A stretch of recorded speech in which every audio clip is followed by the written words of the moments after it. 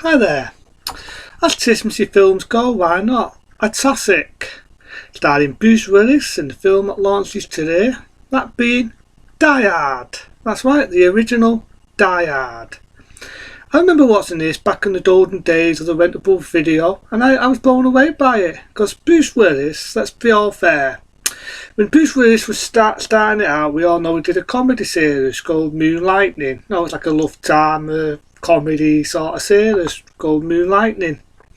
He also did the comedy back in 1987 with Kim Basinger, that being Blind Date.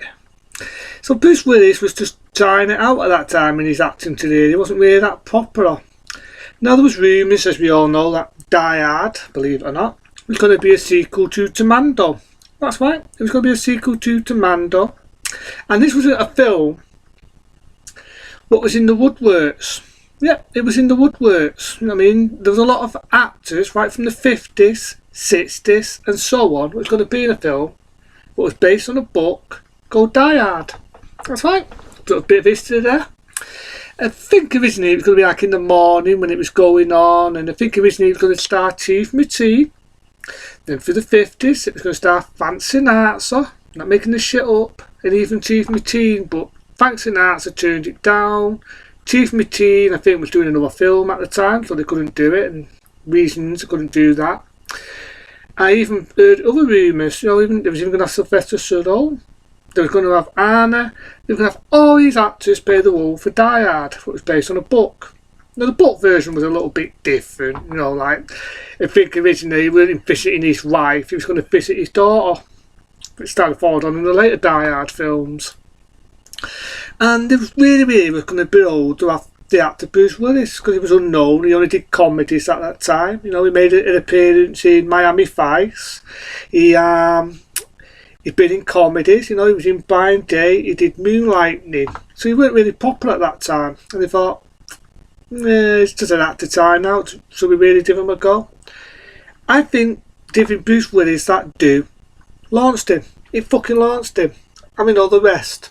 Starts off with John McClane, played by Bruce Willis, and he goes to visit his wife, which is totally different than the book version of Die Hard. Long Road is near Christmas Eve, and you've got terrorists. You've got fucking terrorists raiding a building, wanting money. Money. Well, it's one way of getting a Christmas presser. So they raid the building. Bruce Willis as John McClane, one place at the one time, and I like it. It launched a lot of other films after Die Hard. You know, you had Under Siege, and you had other films that were similar. You know what I mean? You had Speed, and you had all these other films that were similar. But I like it. You know, it's a straightforward action film. He's trapped in a building, and he's got to go on all these obstacles to save his wife and to save the hostages. You've got the date actor himself, Sean Bean. Now, as we know, Sean Bean, who's a well-known actor, is sadly no longer with us. But what a smooth film! What a smooth film! I love the fact he wore a suit, he wore a tie. He just looked like a fucking businessman. He looked like a fucking businessman. I love the scene where he's talking to the guy who's Akitona, who's the guy up one of the building, and he says that, "I love that suit.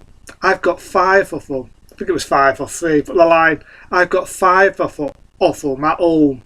The scene where he's about to get shot. You know, it'd be a shame to ruin that suit. An architect. Now you're talking. I like architect. I originally was going to be an architect. But yeah, I love it. I just love it. Sean Bean is a brilliant actor. May he rest in peace.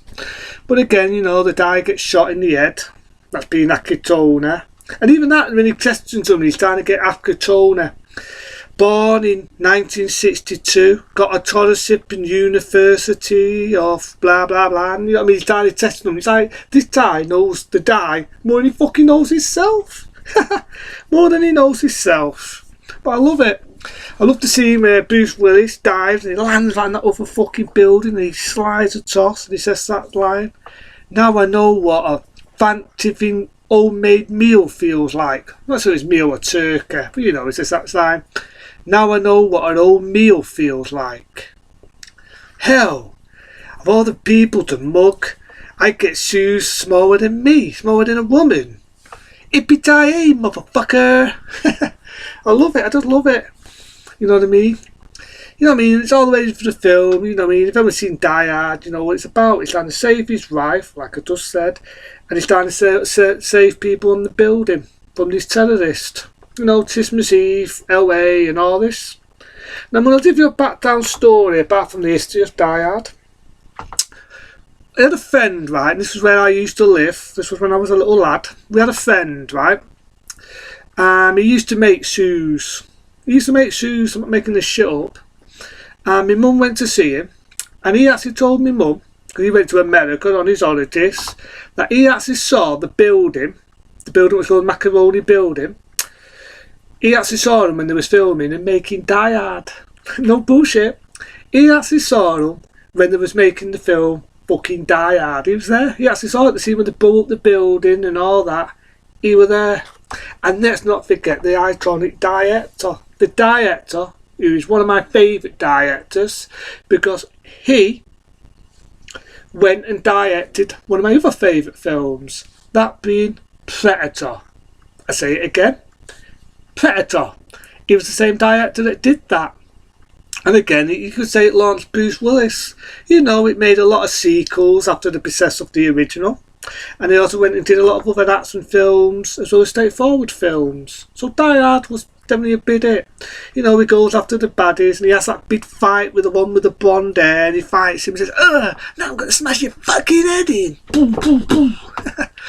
And when you think about it, the first Die Hard film has a similarity to James Bond. Now people think, "Pete, what the fuck are you on about? James Bond?" James Bond is a different name than Die Hard. It has similarities. I'm going to let people into a secret. One of the villains who Bruce Willis fights and he snaps his neck when he falls him down the stairs, he played the villain in The Living Daylights. Remember the scene in The Living Daylights where he's fighting with Timothy Dalton and he's hanging on that aeroplane and he falls to his death, and he's one of the villains as his hair slipped back? The Living Daylights. One of the other characters, the one that fires the air detector, and he says that line, "It feels like I'm back in fucking Vietnam." That was the one that played Santos. Remember in License to Kill? Santos. And then he's got his mate who's a partner, Mistas. He also played in License to fucking Kill. He was the one who was working with Bond and at the end tasses him up. He was also in fucking License to Kill. So you've got the actor that played Santos, the main villain. You've got the one that played the villain in The Living Daylights. And you've got the one that played with Timothy Dalton, also in License to Kill. That is three actors that appeared in a Bond film. So when you think about it, the original Die Hard does have similarity to Timothy Dalton's era of James Bond. Interesting bit of story. And I do love the music. The music is action, it's an action, it's a fun ride. And happy to say it has a happy ending. He saves his wife. And I love the way, right, all the way through the film, his wife's got that Watts, and you think the villain's got the better of him when he says that, "What is it you said? Yippee-ki-yay, motherfucker." And then he starts laughing, pulls out, he has one bullet, uses the bullet, shoots the baddie, shoots the other fucker in the head, hanging on with his wife on that Watts, pulls the Watts, bye-bye Vienna. Beautiful, just beautiful. And he saves his wife, and you've got that beautiful ending music. The weatherman knows it's raining. You know, let it snow, let it snow, let it snow. And I've forgot the rest of the fucking lyrics, but I'm feeling really happy. Yeah, like Die Hard. I said License to Kill, but confused with all the bombs in it. But yeah, Die Hard. It's a damn good film. Put it on every Christmas. Love it today. It launched Bruce Willis. Launched a lot of sequels. It's a dud. Into then. Talk about more Christmassy films on the way. Into then.